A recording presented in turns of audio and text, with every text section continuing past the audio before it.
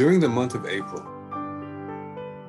the School of the Golden Rosy Cross will be presenting a series of public talks under the heading of Unveiling the Universal Mysteries.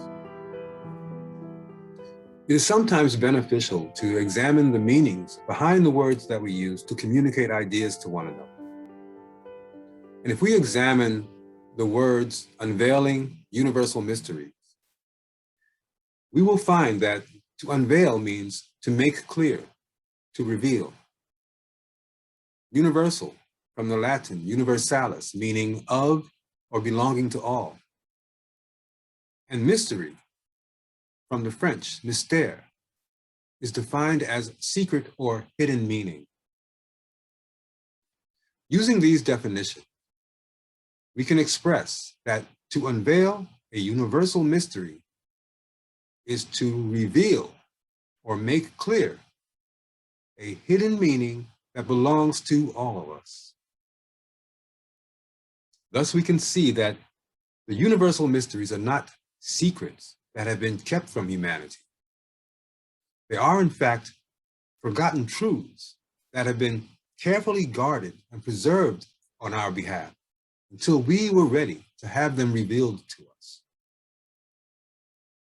The present age of Aquarius is the age of unveiling. The living waters of divine light, true life, and true knowledge of God, gnosis, are being generously poured out over humanity, the earth, and the entire solar system. In our upcoming public talks, we will seek to explore universal mysteries involving consciousness and the soul. For example, we will talk about cosmic consciousness and the human being. What is cosmic consciousness? Cosmic consciousness has often been confused with spirit consciousness. Cosmic consciousness is not universal or spirit consciousness. Cosmic consciousness is in fact a microcosmic consciousness. When the gnosis speaks to us, it addresses our microcosm, the life system of the human being. Every microcosm has 3 states of consciousness. The microcosm itself, as a whole, as a life system, is conscious, and for that reason, we speak of a cosmic consciousness. The human being, the temporary personality form that is generated by the microcosm, is also conscious. This is the personality consciousness, or the self-consciousness. The microcosm also possesses a subconsciousness in which all of the experiences of the cosmic consciousness and the personality consciousness are recorded and stored. What the microcosm does not possess is spirit consciousness. Spirit consciousness is an awareness, a direct knowing of the universal spirit. Long ages ago, our microcosms possessed spirit consciousness, but due to certain circumstances, gradually lost the ability to perceive or connect with spirit. It would be as if we were to gradually go deaf and our ears could no longer hear sound, or if our tongues had lost the ability to taste. Those sense objects, sound, flavor, would still exist, but without having the active corresponding faculties to detect them, it would seem to us as if they did not exist at all. Currently, the cosmic consciousness of the microcosm is tuned to the impulses and perceptions that arise from the material world. In order to regain access to spirit consciousness, the cosmic consciousness possessed by the microcosm must first be dissolved. And with that in mind, we will also be discussing awakening of the spirit consciousness.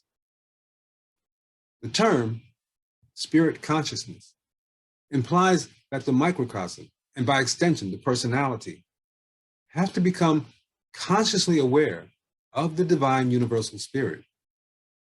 We must obtain what the ancients called gnosis, a direct first-hand knowledge of God.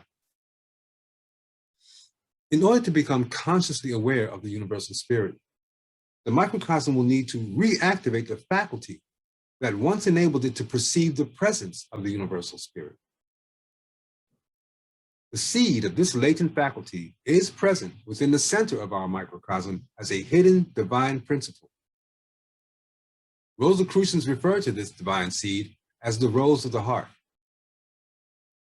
If this hidden divine principle can be awakened in the microcosm, then the ability of the microcosm to perceive the universal spirit can eventually be restored. In addition to these aspects of consciousness, we also plan to explore the mystery of the soul. Now, when we use the word soul, we're not merely speaking of the mortal soul that belongs to the human being. The mortal soul is the temporary soul vehicle that gradually dissolves after the human being dies. Nothing remains with the mortal soul post-mortem. The immortal soul exists as that sleeping divine principle that was mentioned just earlier, located within the center of our microcosm. Presently, only the mortal soul is active in the human being.